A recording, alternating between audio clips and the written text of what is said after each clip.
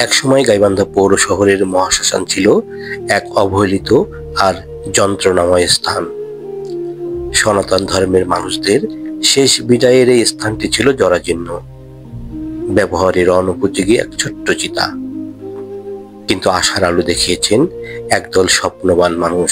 সনাতন সম্প্রদায়ের কিছু যুবক একত্রিত হয়ে গঠন করেন নতুন একটি সংগঠন।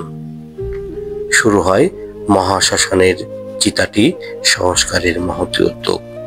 দীর্ঘদিন পর যেন নতুন করে প্রাণ ফিরে পেতে শুরু করেছেন এই মহাশ্মশান। জেলা শহর থেকে শুরু করে দেশের বাহির থেকেও হিন্দু সম্প্রদায়ের মানুষ এই উদ্যোগে আর্থিক সাহায্য পাঠিয়েছেন। কিন্তু বর্তমানে অর্থের অভাবে চিতা সংস্কারের এই কাজটি চলছে অত্যন্ত ধীর গতিতে। তাই এই মহৎ কাজে সহায়তার হাত বাড়িয়ে দেওয়ার জন্য সনাতন সম্প্রদায়ের বিত্তবানদের প্রতি আবারও আহ্বান জানিয়েছেন নতুন এই সংগঠনের নেতৃবৃন্দ। আমরা গাইবান্ধা পৌর মহাশ্মশানের কাজের জন্য উদ্যোগ নিই। ছোট বড় সবাই মিলে, বন্ধু বান্ধব এবং বন্ধু মতো সবাই। যাই হোক, কাজটা আমরা শুরু করি। আমরা যেভাবে কাজটা শুরু করার কথা ছিল, কাজটা করতে এসে দেখা গেছে যে আমরা ওইভাবে আমাদের ওই বাজেটে কাজটা করতে পারতেছে। তারপরেও আমরা নিজেরা বন্ধু বান্ধব সবাই মিলে যতটুকু সাহায্য সহযোগিতা করতে হয় আমরা করছি। কিন্তু এখন এক পর্যায়ে যাওয়ার পরে আমাদের কাজটার একটা এমন অবস্থা হয়েছে যে আমরা অর্থভাবে কাজটা সম্পূর্ণ করতে পারতেছি না।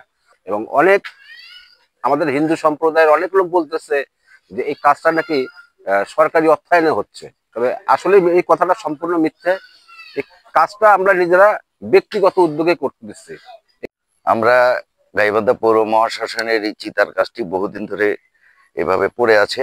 আমরা কিছু বন্ধু বান্ধব উদ্যোগ নিয়ে নিজেরা ফান্ডিং করে আমরা এই কাজটা শুরু করি।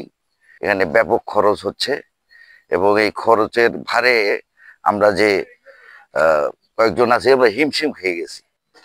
শ্মশানের কাজটা আসলে অনেক দিন হলো চলছে, প্রায় 3 মাস। 3 মাস হওয়ার কারণ হচ্ছে যে নদীর উপরে এখানে কাজ করতে হয়, এখানে কাজ করে অনেক সমস্যা। তারপরেও প্রায় 3 মাস হলো কাজ চলছে, কাজ আমাদের অনেকটা এগিয়ে এসেছে। আমরা প্রথম দিকে যেভাবে সাড়া পেয়েছিলাম, মানুষজন সাড়া দিচ্ছে না। কেন দিচ্ছে না এটা আসলে জানি না। যারা হিন্দু সম্প্রদায় যারা আছেন তাদেরকে আমি আহ্বান জানাই যে আপনারা যারা আছেন একটু আসেন, দেখেন। এবং 7 লক্ষ টাকার মতো আমরা ফান্ড পেয়েছিলাম বিভিন্ন খান থেকে, সেই টাকা শেষ। আমি সবাইকে আহ্বান জানাবো, এই হিন্দু সম্প্রদায় যারা আছেন গাইবান্ধায় তাদেরকে আহ্বান জানাবো, আপনারা একটু সুদৃষ্টি দিলেই আমরা কিন্তু এটাকে শেষ করতে পারি। আমরা নিজেরাই একটা ফান্ডিং এর ব্যবস্থা করে কাজটা ফুল স্পিডে শুরু করি। কিন্তু আমাদের ধারণা ছিল না যে আসলে এত পরিমাণ টাকা লাগবে। ইতিমধ্যে আমরা প্রায় 7 লক্ষ টাকা খরচ করেছি বিভিন্ন জায়গায়, বিভিন্ন জনের কাছে। তারাও আমাদেরকে হেল্প করেছেন। কিন্তু যেরকম সারাটা আসলে আসার কথা ছিল, আমরা বাস্তবিক অর্থে সেই সারাটা পাচ্ছি না।